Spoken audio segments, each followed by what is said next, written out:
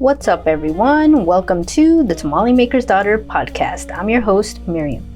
And if you're just tuning in, this is the 4th episode. You see, back in 2023, when I first started this podcast, I had every intention of releasing an episode bi-weekly. But as you can see, life happened. When I started, I was unemployed and focusing on my full-time artist career. But shortly afterwards, I was hired by a video games company. I've been in the video games industry since 2014, and everything was going all right until last year. I was laid off because, to be honest, the video games industry has been in a huge slump. So I'm back at it again, still focusing on my full-time art and art career. But this year I said, you know what, let me just focus a little more on my podcast as well, while looking for another full-time job, because this year I have got a lot to yap about. So thank you for tuning in. But this episode I'm gonna call Cinnamon Girl, and I'll explain why I name it this way in a moment. The yapping part, recently I wanted to talk a lot about what's been going on across the nation with ICE raids, and within my community, the immigrant community. I, as you know, am a DACA recipient, so obviously these issues hit so close to home, and horrible things have been happening everywhere, even to citizens. What I've seen with these ICE raids and these ICE agents is the fact that a lot of these ICE agents are brown, like me. A lot of them are Mexican, like me. Well, it be your own people. Now, I thought you was better than that, but you just like the white man.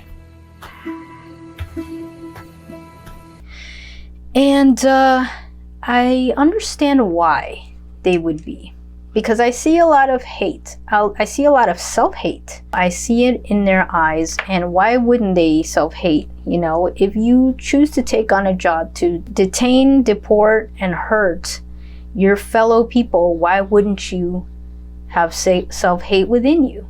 You know?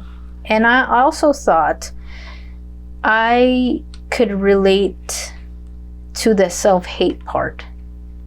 But because a long time ago, I used to feel self-hate towards myself.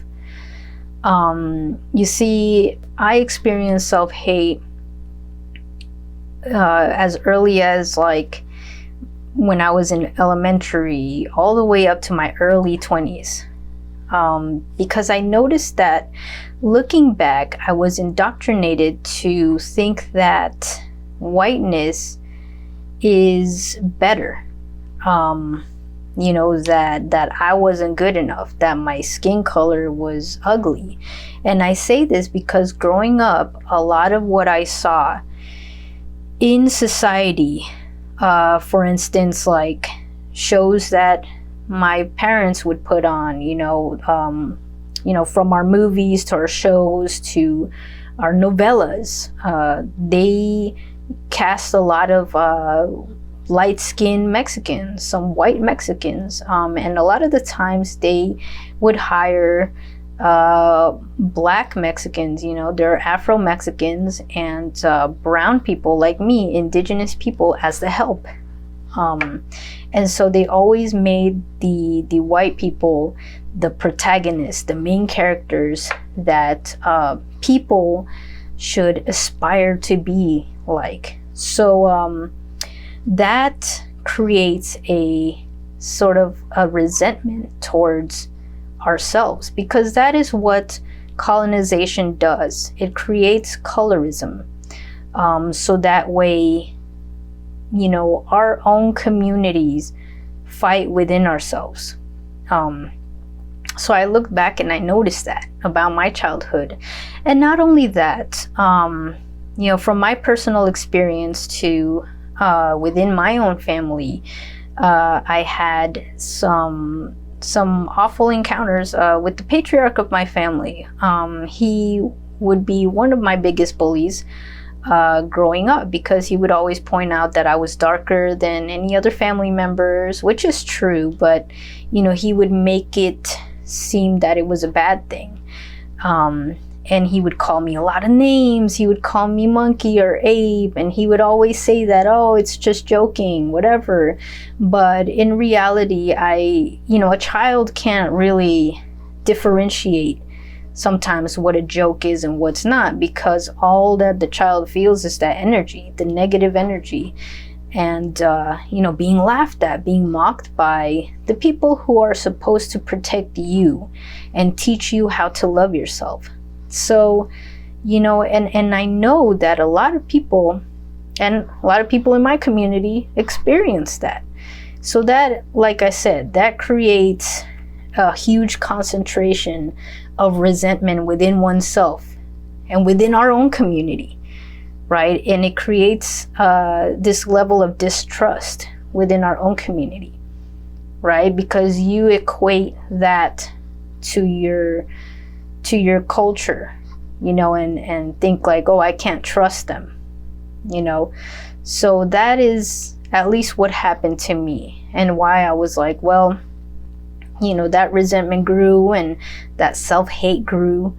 And I was like, throughout elementary all the way up to my early 20s, I, was always trying to get blue or green contacts and like bleach my hair, with the intention of hiding who I really was, the indigenous part in me, which obviously is like, I can't hide it. Look at the nopal in my face, right? So, I grew up with that whole like proximity to whiteness is being perfect, and it's pure and close to godliness. And that was heavily indoctrinated within the society around me and my family, so with that, you get people who freaking hate each other, like the ICE agents, and I'm not justifying them in particular, because, they're pieces of shit, like, I'm just saying that it also makes sense why we have, our own people being slave catchers, like our own people being the Gestapo, because also what colonization does and what it has done in history was the fact that they would get our own people to gang up on us, because we have the intel that these white racists don't. They have the intel of like, oh, they know what it's like to think like a Mexican, or a Latino, Hispanic, or somebody from that community. So we need your intel to destroy them. They want us to destroy each other first, so that we could do, they could do most of the work. And so that way the white races come in at last, when everybody's destroyed each other, and just like, have it easy and destroy the rest of the scraps, But that's, like I said, that's what colonization does. So they attack us from a physical standpoint and also a mental standpoint. And to be honest, the mental standpoint is one of the most important pieces of this, right? Because if we have ourselves destroying ourselves within us, then they've already won. They've already won over the ICE agents that are on their side, because they think that they're going to be awarded afterward. But mark my words, they're probably going to arrest them at last. When everything's said and done, the white racist people are going to arrest them last, because we're nothing to them, So yeah, that's my personal point of view and my personal stories. But the thing that stopped me thinking in that way of having like negative self-talk and just seeing myself as ugly is it really started diminishing when I got around community. especially my own community, fellow Mexicans. When I moved to Los Angeles in my mid-20s, early 20s, and I saw people that were like me, and they taught me my history, because I was living in a fog before that, a fog of not knowing who I was, where I came from, the rich history that we have as Mexicans, and the fact that we are indigenous to this land, and that the colonizers did this on purpose, that they would make us think that we are not from here. We've always been a part of what they call Turtle Island, the Americas. But by erasing our history, it made us think that we don't belong here, that we are simply immigrants, which is a lie. This has been our land. Like our ancestors have been here, and it is them who had to cross the seas to get here. And that's also why history is important, and learning, about ourselves is important, because then we know that we were being lied to this entire time. By having us having an unknown about our history, they can just put ideas in our head and tell us who we are. But if, had my family learned that and just carried that with them, they would have told me that, hey, this is who you are in reality, and I wouldn't have been swept up by that kind of crazy thinking of hating myself and my color, but that's what they do, and you know what, it has to stop here. It has to stop with you. And I stopped it, right? Even going back to kind of talking to my mother and letting her know, we need to go back and learn about ourselves, and trying to see where my ancestor, what they were up to years ago, and what did they do.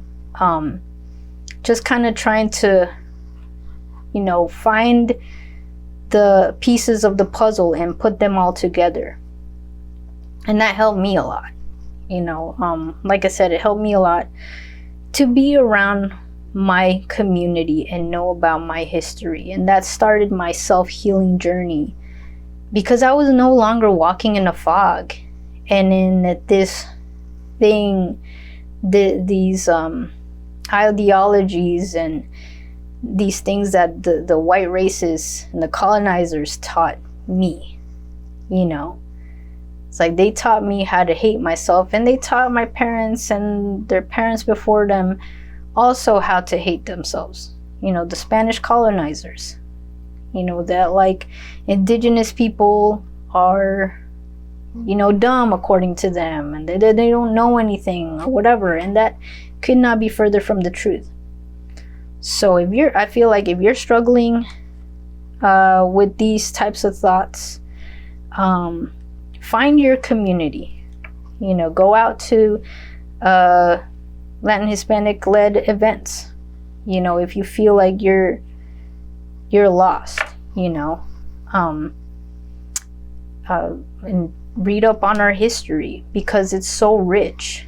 And unfortunately, a lot of our history as a Mexican has been erased because of the Spanish conquistadors, etc. So we learn what we can, right? But the truth of the matter is that we're not ugly, and that's something that I've also had to, emphasize in my healing journey, is the fact that I had to unfuck my brain from all this crap that has been taught to me, even from my own family members, right? I had to unfuck my brain and, train myself and tell myself that my brown skin is beautiful, and that my indigenous roots are beautiful, and that my features are beautiful, because the only one that is important to conquer is yourself. Most of the times, our worst enemies are ourselves, because the voices of the negativity of society, and maybe your own parents or people or your so-called friends, that turns into your worst enemy, yourself. Those voices get into the back of your mind and tell you, these lies, and you take it as truth. And every time you see yourself in the mirror, you're like, man, maybe I am a dummy, and maybe I am like ugly and I'm not worth anything, or you start the negative self-talk.